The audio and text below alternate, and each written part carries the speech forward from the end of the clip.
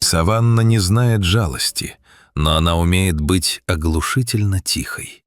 В тот предвечерний час, когда солнце окрасило иссушенную землю Южной Африки в глубокие янтарные тона, воздух казался застывшим. Лишь редкие порывы ветра шевелили колючие ветви акаций. Земля, изнывающая от долгой засухи, дышала сухим теплом, а редкие птицы уже подыскивали ночлег в густых кронах. Они заметили его случайно, когда возвращались на внедорожнике по старой грунтовой дороге, петляющей вдоль границы заповедных земель.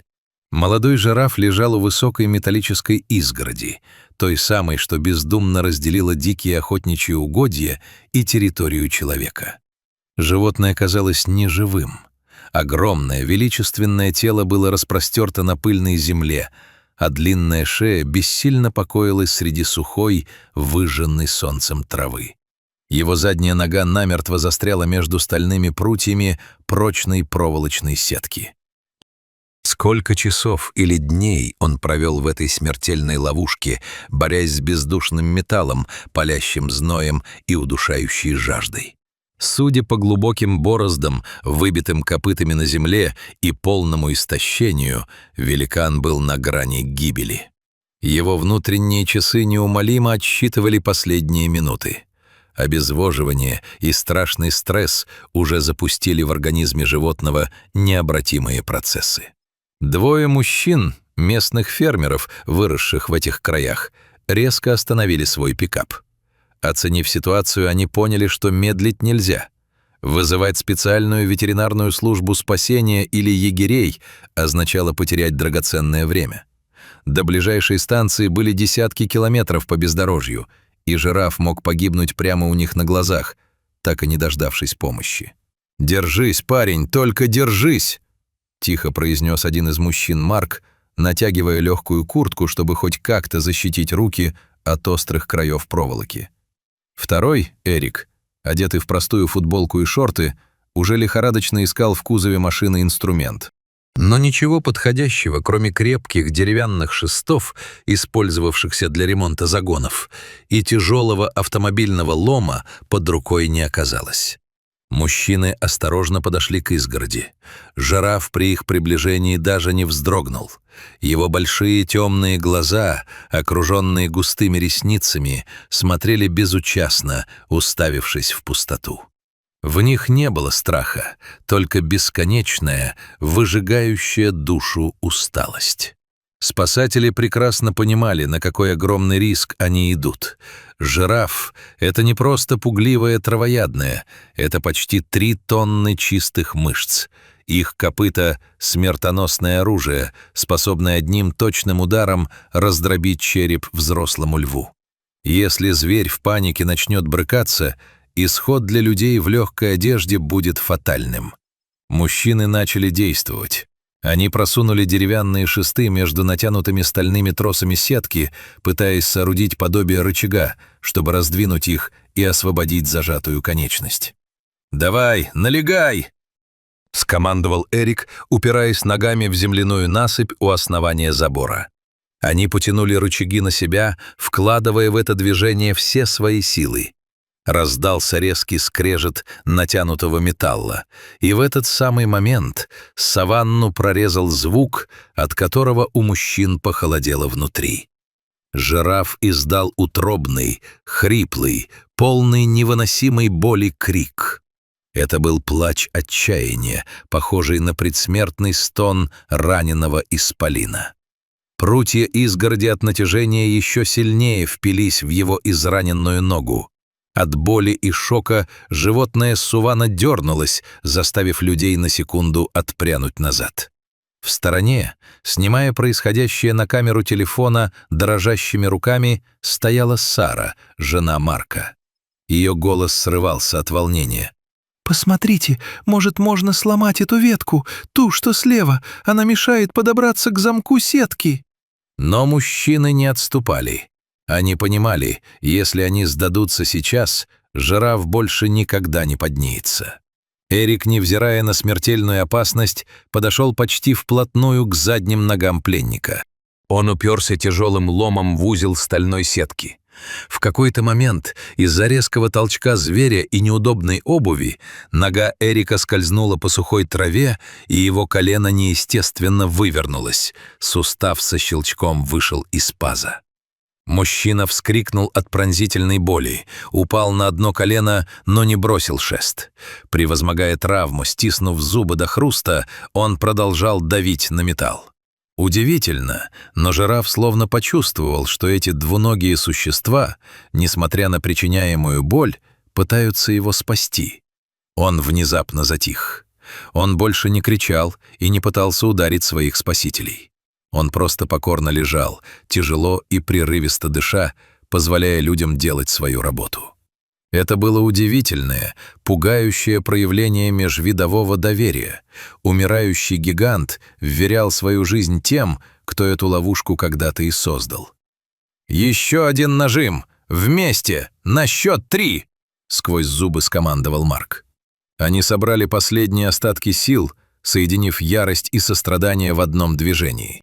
Металлическая петля, поддавшаяся под напором 2 рычагов, наконец со скрипом расширилась. Застрявшее копыто с глухим стуком выскользнуло из капкана. «Свободен! Назад! Уходи от него!» — крикнул Марк, увлекая за собой травмированного Эрика. То, что произошло в следующие секунды, заставило людей затаить дыхание. Жираф, который еще мгновение назад казался живым трупом, ощутил, что железные путы спали.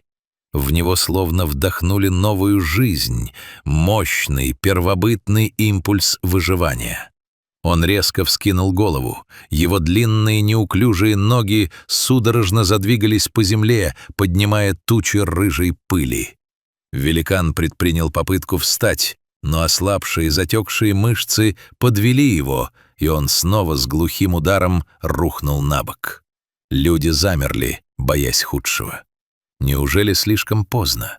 Неужели кровообращение в ноге было нарушено слишком долго, и конечность отнялась навсегда? Но жираф не собирался сдаваться.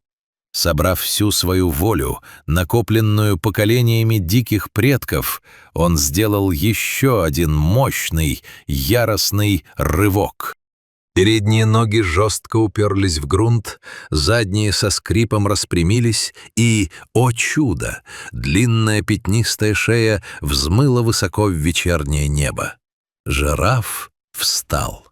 Он покачивался, словно пьяный, его суставы подкашивались, а израненная нога заметно дрожала, но он стоял. Он не стал оборачиваться, чтобы поблагодарить своих спасителей. Дикая природа не знает сантиментов. Она требует немедленно бежать от опасности.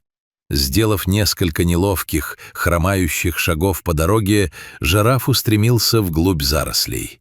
С каждым метром его шаг становился все увереннее, грациознее, возвращая былую величественность. Огромные пятнистые бока замелькали среди ветвей акаций, и вскоре его силуэт окончательно растворился в лучах заходящего африканского солнца. Пыль, поднятая копытами уходящего исполина, еще долго кружилась в золотом воздухе, прежде чем осесть на сухую траву. Мужчины молча смотрели туда, где только что исчезла спасенная ими жизнь. «Ну и ну», — тихо протянул Марк, опуская деревянный шест на землю. Руки его все еще дрожали от пережитого адреналинового шока. «Я до последнего думал, что мы опоздали». «Ерунда, успели ведь», — глухо отозвался Эрик. Он сидел прямо на обочине дороги, обхватив руками травмированное колено. Лицо его было бледным, но в глазах светилось абсолютное, ни с чем не сравнимое облегчение. «Помоги-ка мне встать, дружище. Кажется, сустав окончательно заклинило». Марк подбежал к товарищу, подставил крепкое плечо и помог ему подняться. Опираясь на друга и на автомобильный лом, как на костыль, Эрик доковылял до внедорожника и тяжело опустился на сиденье. Сара, наконец, выключила запись на телефоне. Ее глаза блестели от слез. Она подошла к мужу и крепко обняла его. «Вы невероятные», — прошептала она. «Когда он закричал, у меня сердце чуть не остановилось». «Жирафы кричат очень редко», — тихо заметил Эрик, откидывая голову на подголовник. «Обычно они молчат, но если они издают такой звук, значит, боль была запредельной. Нам просто повезло, что он доверился нам». Они подождали еще немного, давая технике и собственным нервам остыть. Вокруг них расстилался бескрайний вельт. Солнце уже скрылось за горизонтом, окрасив облака в багровые и фиолетовые тона. Где-то вдалеке завели свою вечернюю песню цикады, а из чащи донесся протяжный хохот гиены. Саванна просыпалась для ночной жизни. Спасенному жирафу предстояла тяжелая ночь. С раненой ногой он становился уязвимым для хищников. Но теперь, по крайней мере, у него был шанс. Шанс бороться, бежать и защищаться, которого его лишила железная проволока. Марк завел мотор. Внедорожник мягко тронулся с места, увозя людей обратно к ферме, где Эрику предстояло вправлять сустав. На обратном пути все молчали. Каждый думал об одном и том же. Эта изгородь была поставлена людьми для защиты границ, но для диких обитателей человек со своими заборами — это пришелец, разрушающий их мир. Сегодня им повезло оказаться в нужном месте. Через полчаса машина въехала во двор фермы. Пока Сара обрабатывала Эрику колено и накладывала плотную повязку, Марк вышел на веранду и посмотрел на темнеющий горизонт, где зажигались первые крупные африканские звезды. «Знаешь», — сказал подошедший Эрик, опираясь на трость, «то, как этот парень посмотрел на нас перед тем, как подняться, в этом было что-то, что невозможно забыть». «Он выживет», — уверенно ответил Марк. «Они невероятно сильные. Главное, он ушел на своих 4». Они замолчали, слушая, как шумит ночной ветер. Эта история не попадет в заголовки мировых новостей, а видео останется лишь напоминанием о том, как хрупка жизнь в диком мире. Но в этот вечер человек доказал, что может быть не только разрушителем, но и хранителем, способным вовремя вернуть свободу тому, кто был рожден, чтобы бежать по бескрайним просторам.